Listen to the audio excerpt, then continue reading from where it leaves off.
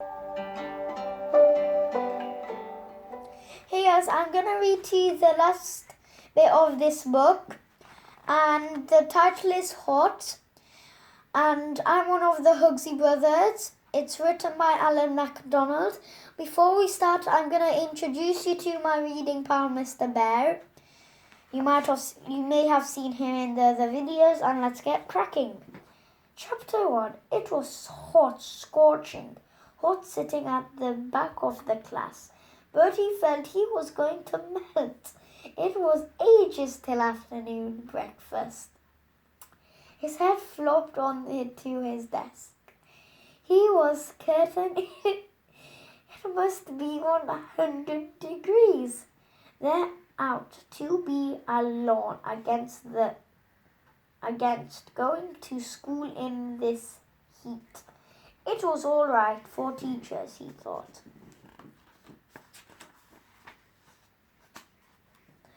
Bertie Miss Boot had a fan on her desk to keep her cool. The rest of them had to roast. Eugene's Jack's had gone bright pink. Darren's hair was sticking up like a paintbrush. Only no Ornick looked as pale and neat as ever. Bertie moaned. I'm dying of thirst. Me too, said Darren. Ask Miss Boot if we can get a drink. You ask her, replied Bertie. Darren raised his hand. Miss, please, may I go to the toilet? Certainly not. Wait till break time, snapped Miss Boot. Darren squirmed in his seat. Please! I've been holding on since lunchtime. Miss Boot rolled her eyes. Oh, very well. Darren got up, giving Bertie a wink as he left the class. There was a drinking fountain by the boys' toilet. Bertie watched him go and stuck up his hand. Miss, no, you can't stop, Miss Boot. Miss, no means no, thundered Miss Boot. Bertie's shoulders slumped. It was so unfair. How come Darren got to go and he didn't? He glanced up at the o'clock. He'd never last till break. He was actually dying for thirst. Soon he'd be nothing but clothes in a puddle of sweet. Ding-a-ding, ding-a-ding. Bertie sat up. He knew what that sound. It was Mr. Frosty, ice cream van. The van tootled down the road playing its merry tune and barked near the school gates. Bertie stared out the window. What he could give now for a juicy cola lolly or an extra large cone with soft ice cream. Bertie! Miss Boot was standing over him. Yes, miss, get on with your work. I haven't written 2 words. Bertie sighed. It was early. He needed an ice cream. Besides, ice cream was good for you. It contained healthy stuff like cream. If Miss Boot wasn't such a mean, she would go and buy him one. Chapter 2.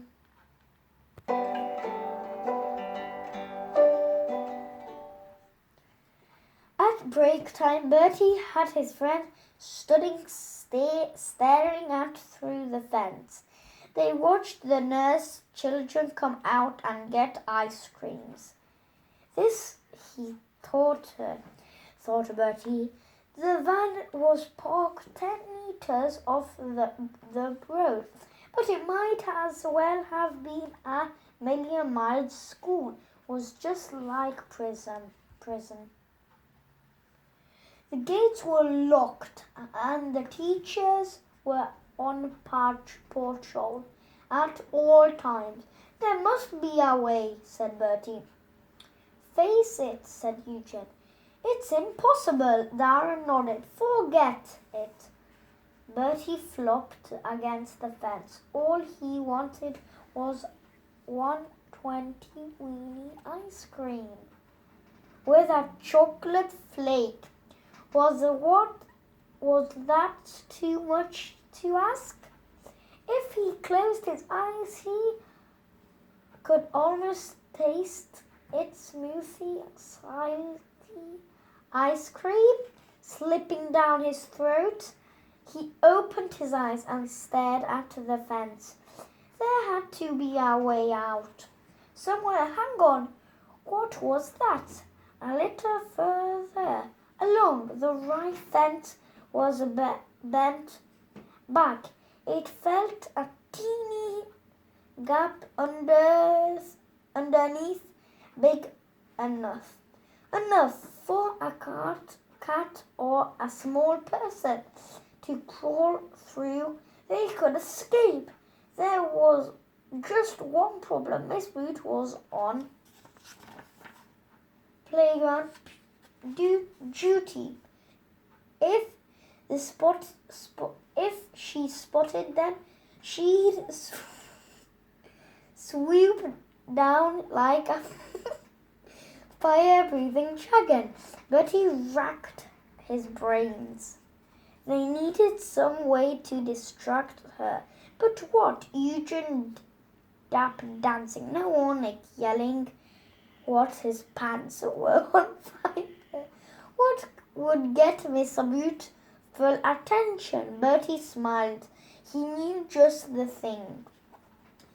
Miss Boot sat on a bench in the shade, feigning herself with her sun hat.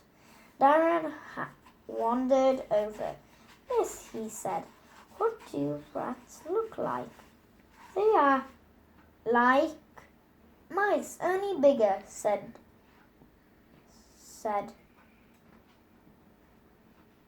They are like mice, only bigger. And dirty? Why? Oh, nothing. It's just I thought I saw one, said Darren. Miss Boot turned pale. Rats! In the school. If there was one thing she hated, it was rats. Filthy, horrible vermin. Where? She said. Over there, said Darren, pointing to the birdish bins. Miss Boot followed him over and was getting. Darren had imagined it all the same. He didn't want to get too close. Just in case, if there was a rat, it might run over her foot or even up her leg. She shuddered at the thought.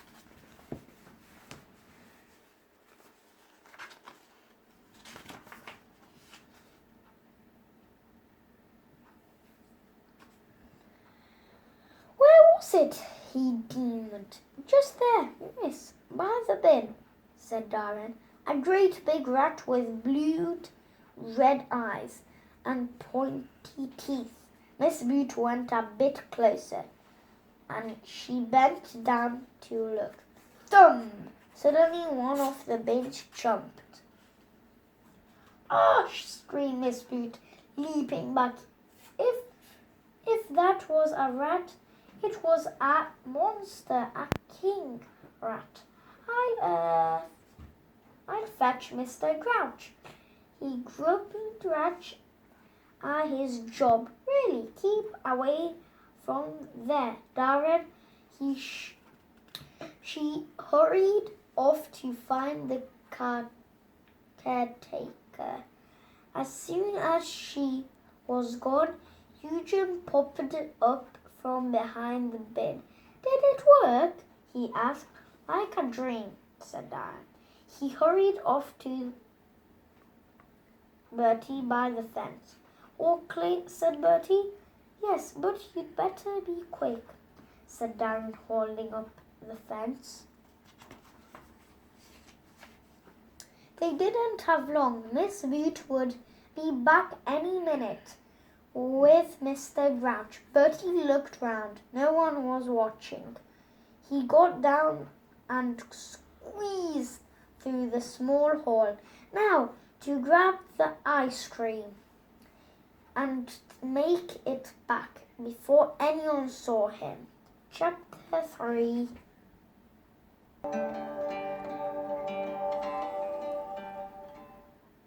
Bertie waited, hopping from foot to foot. There were 2 other people in the queue, and they were taking ages. At any moment he expected to hear Miss Boots screeching his name. At last he reached the front. 3 large cones, please, he said, with sprinkles and a chocolate flake.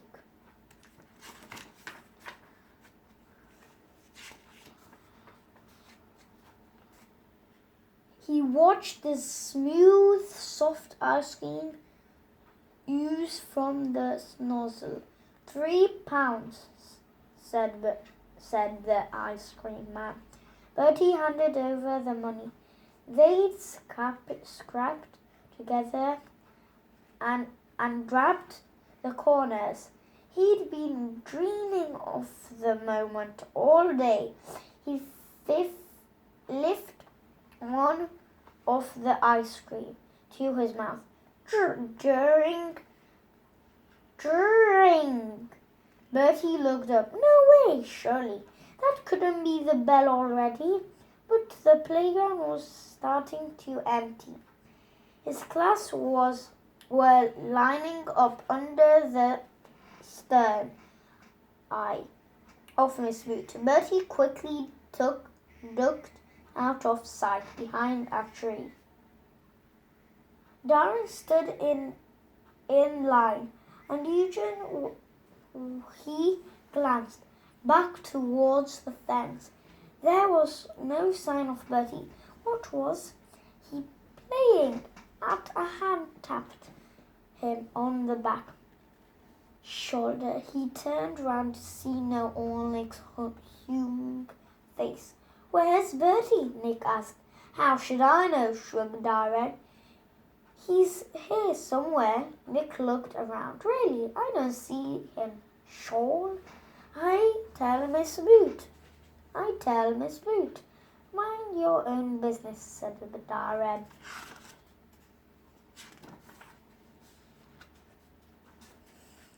No talking, shouted Miss Boot. They trooped inside. Bertie came out front behind the tree and stared at the empty playground. Help! Now what? He couldn't crawl under the fence without Darren to hold it up. And anyway, he had his hands full of ice creams. This was terrible. He'd escaped, but now he couldn't get back in. Ice cream dripped down his fingers. How could he give Darren and Eugene their corn nuts now? But if he hung on to them, they'd only melt. It seemed a pity to let them go to waste. Bertie licked his own ice cream and then other too. All his class would be sitting down now, and Miss Boot would be sure to notice his empty chair. Sooner or later, she'd worm the truth out of Darren and Eugene. Then a search party would be set out with sniff dogs. If they found him, he was in big trouble. Miss Root was move him away from his friends. He'd have a sit at the front, probably next to a girl. Bertie felt ill at the thought. Somehow he had to get back into school. As he stood there, a lorry drew up.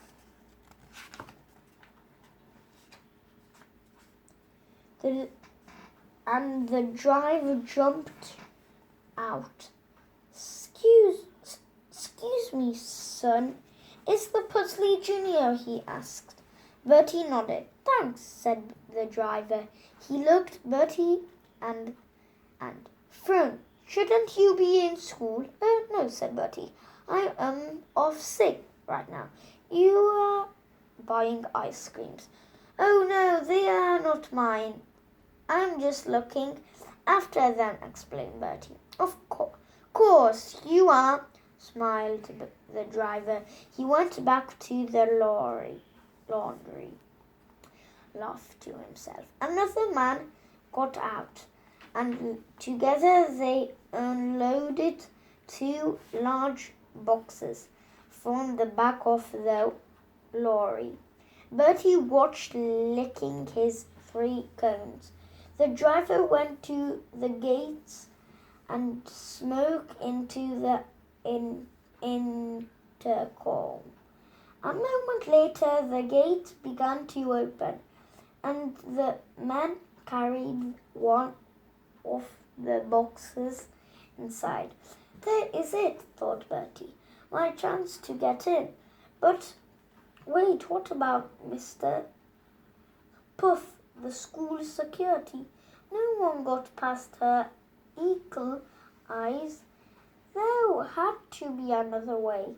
Bertie looked at the remaining cardboard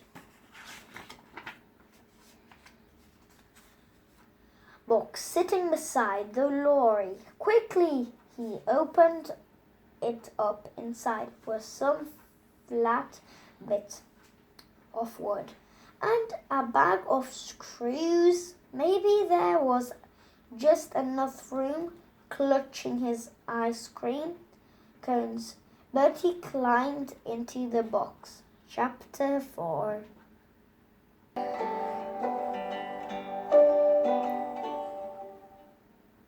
A few minutes later, the 2 men returned, this one as well. What's in them? Said the driver mate. How should I know?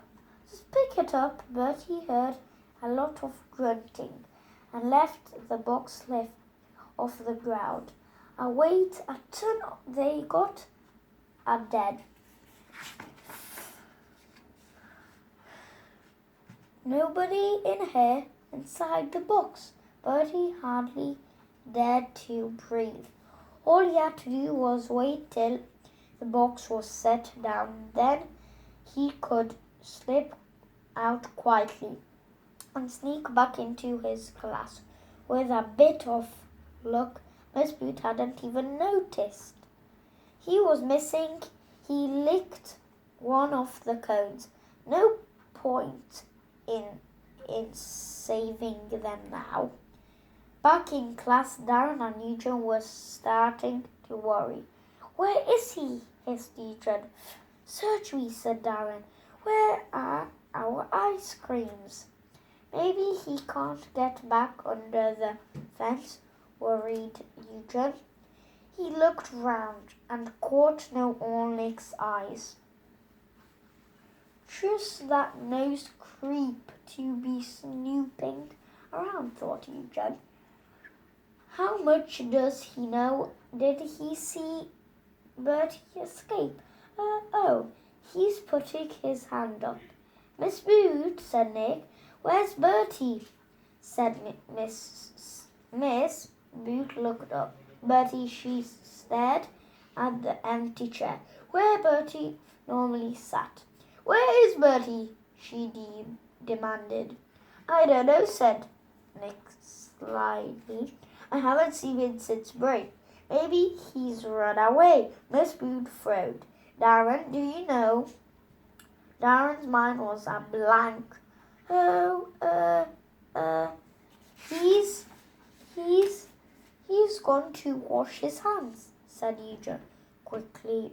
Why, said Miss Boot. They were dirty, said Eugene. Miss Boot narrowed her eyes. Bertie's hand was always dirty, but he'd never felt the need to wash them before. Besides, it was 10 minutes since break. Where had two-dated boy got to this time? Knowing Bertie, he was somewhere. He shouted, "Be, give him 1 minute, then go and fetch him the order." Just then, there was a knock at the door. 2 men in blue overalls shuffled in, carry a large box. "Believer," panted one of them. "Where do you want it put?" "Put it over there," said Miss Boot. She had been waiting for the new TV cabinet for weeks, but she couldn't deal with it. Once she'd found Bertie inside the box, Bertie was getting cramp. His knees were squashed in his face. Maybe it was safe to get out now. He peeped through a tiny hole in the box. He could see thick pair of wool tights. Yikes! He knew those tree trunks' legs. They were Miss Boot's. He was back in his own classroom. There was nothing for it but to sit tight and wait till everyone went home. At least he still had 1 cone left. Crunch! No, Nick looked up. What was that noise? It had come from the box. Should he let Miss Boot? He shot up his hand. Miss, not now, Jonas, sighed Miss Boot. But Miss, I think there's something in the box, said Nick. Yes, it's a TV cabinet, said Miss Boot. But I heard it, Miss. It made a noise. But Miss Boot frowned first. It was right by the bins. Now, strange noises then approached the cardboard box. Eugene and Darren looked at each other surly. It couldn't be. Miss Boot ripped open the flaps. She gasped, a face slowly from the box. Bertie had ice cream round his mouth. Large blobs had dripped all down his shirt. "And the greedy pig," gasped Darren. "He ate them all." "Bertie, do, Miss Boot, what are you doing in there?" Well," said Bertie. Miss Boot pulled him out by the arm. "Wait, what is that on your face?" she said.